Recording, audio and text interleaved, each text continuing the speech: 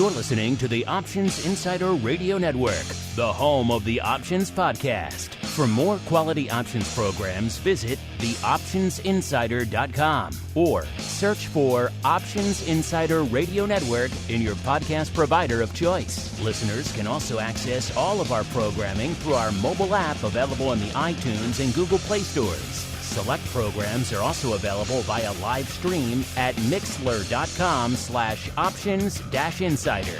That's mixlr.com/options-insider. Don't forget to follow along with your favorite programs and submit your own questions for the hosts at twitter.com/options, stocktwits.com/options, facebook.com/theoptionsinsider, or via questions at theoptionsinsider.com.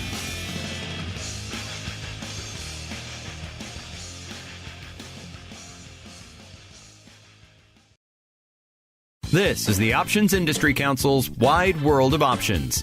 Before we start today's show, listeners should know that options involve risk and are not suitable for all investors. Individuals should not enter into an options transaction until they have read and understood the disclosure document, characteristics and risks of standardized options, available by visiting the OCC.com or by contacting your broker, any exchange on which options are traded, or the Options Clearing Corporation at 125 South Franklin Street, number 1200, Chicago, Illinois, 60606.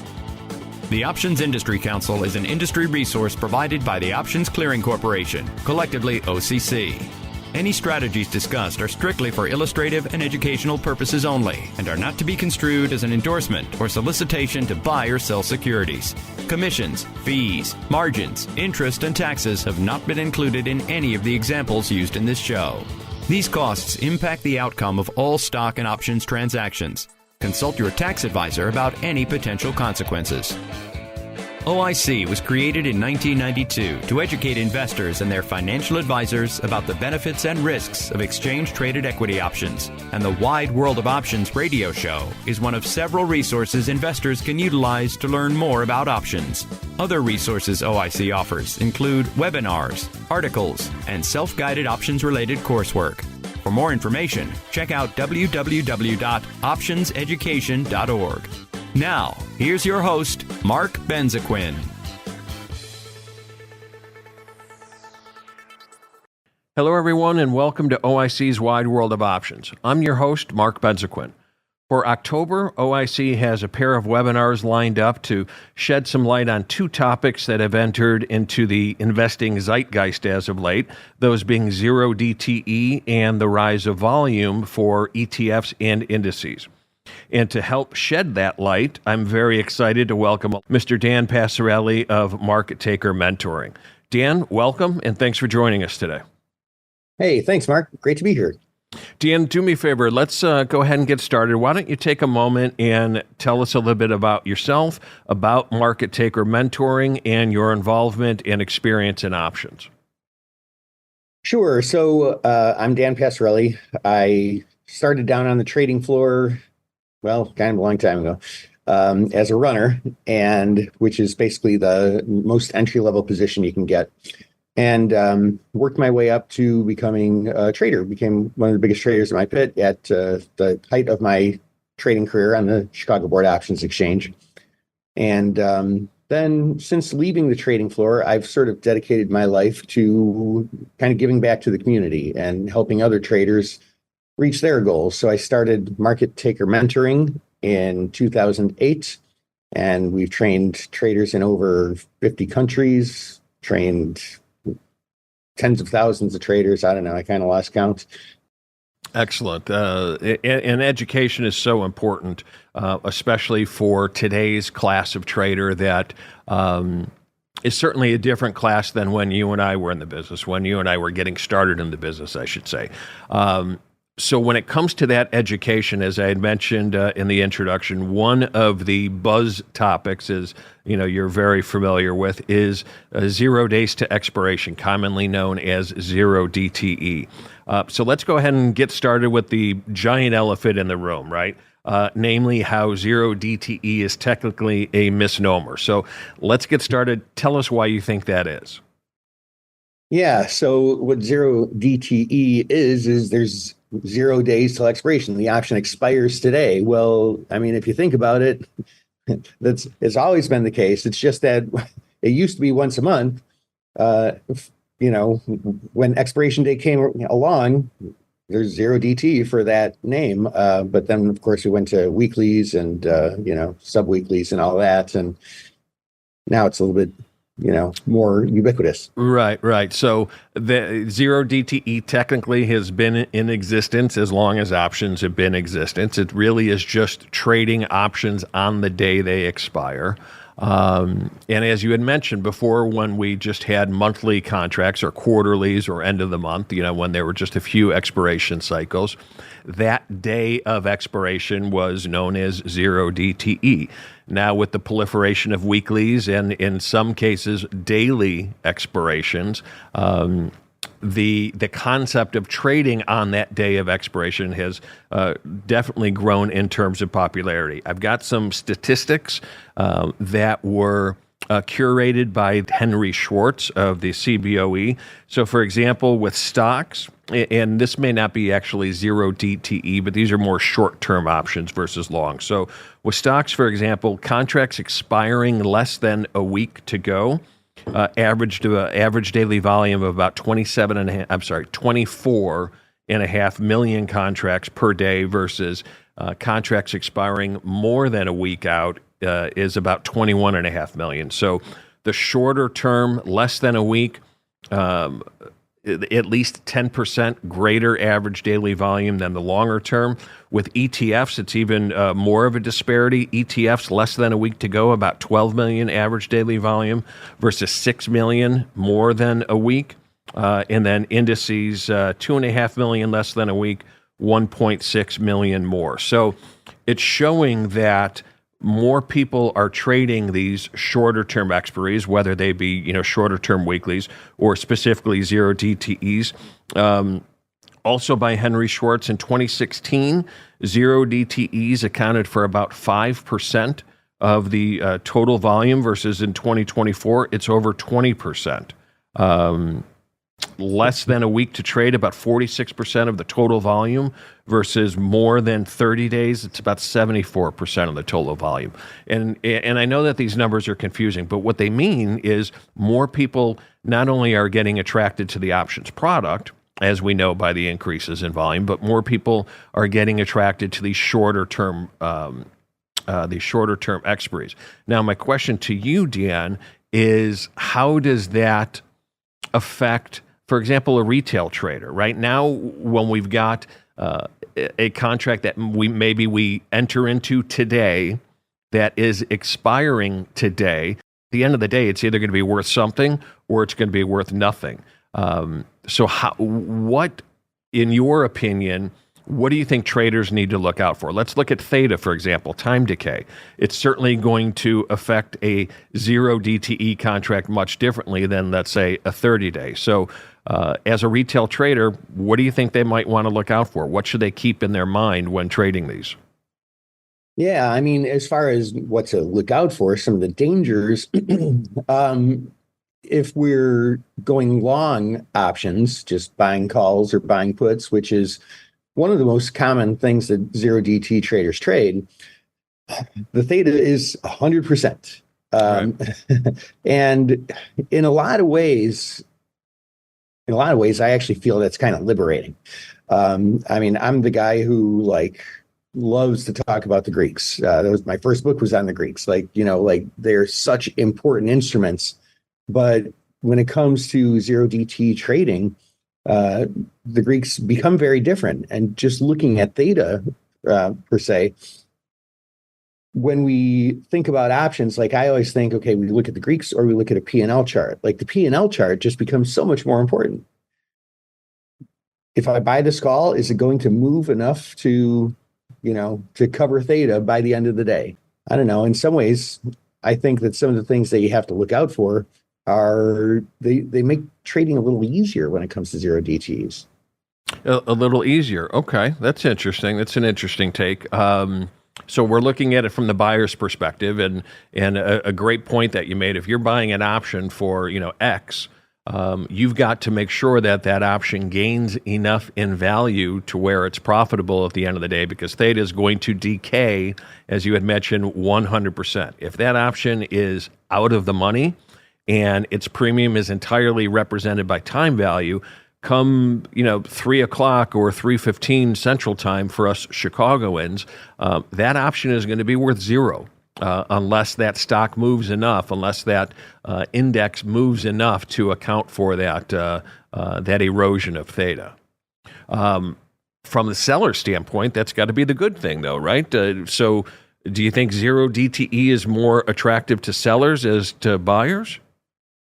Well, Mark, that's always the tricky thing with options, isn't it? whenever you get a benefit, you also get the opposite side of that. Right.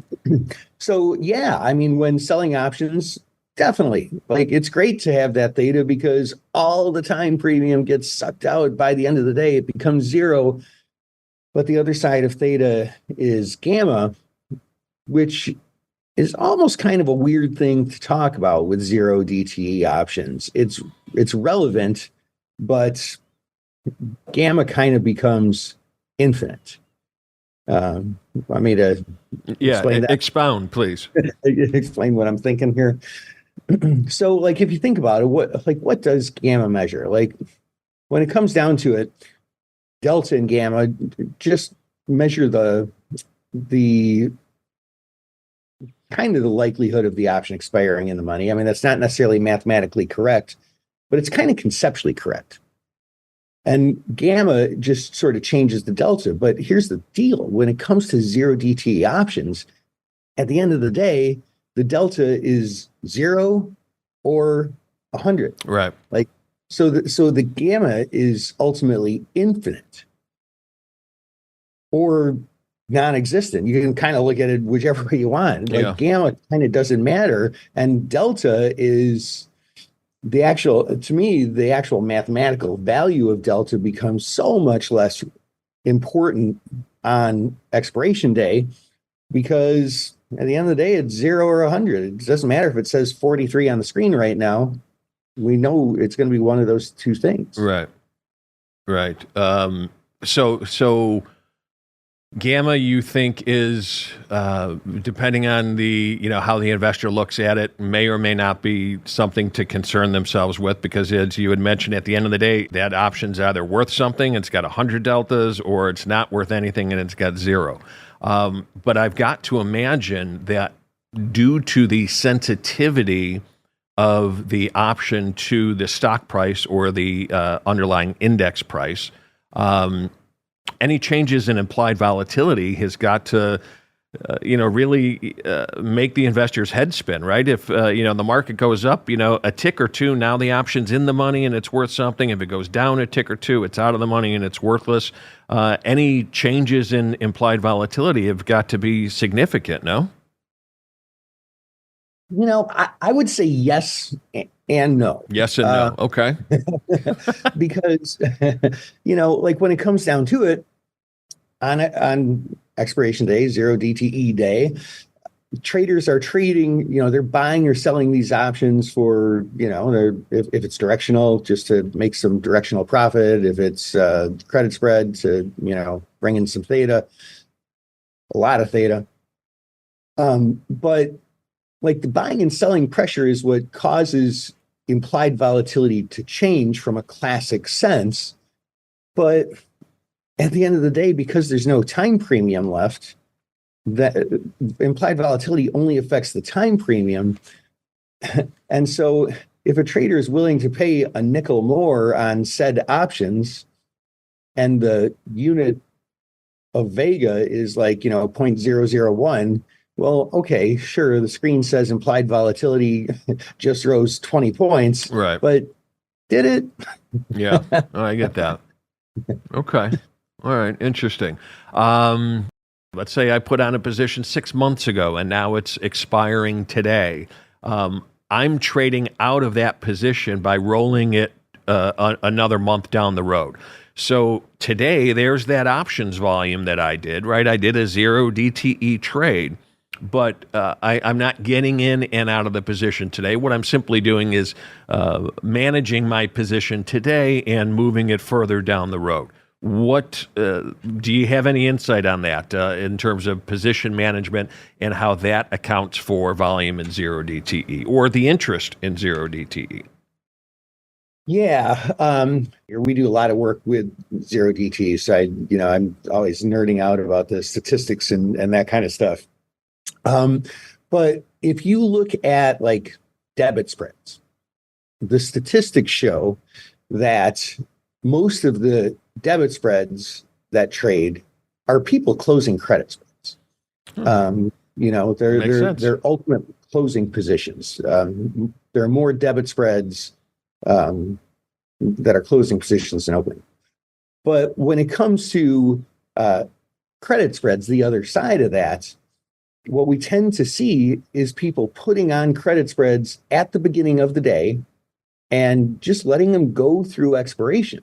Mm-hmm. So you have no overnight risk, but I do want to clarify something that I like to bring up time and time again, is that when it comes to spread trading, whether it's a debit or credit spread, just because the position expires out of the money doesn't mean that your risk is gone. So you may not have that overnight risk, but you do have that aftermarket risk, specifically if we're talking about, single stocks, for example.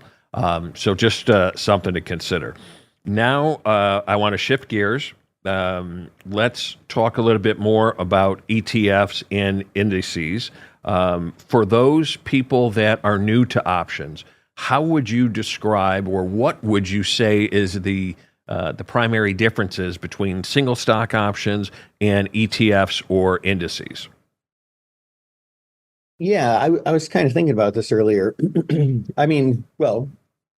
The obvious difference stems from the fact that an ETF or an index is a basket of securities. Mm-hmm.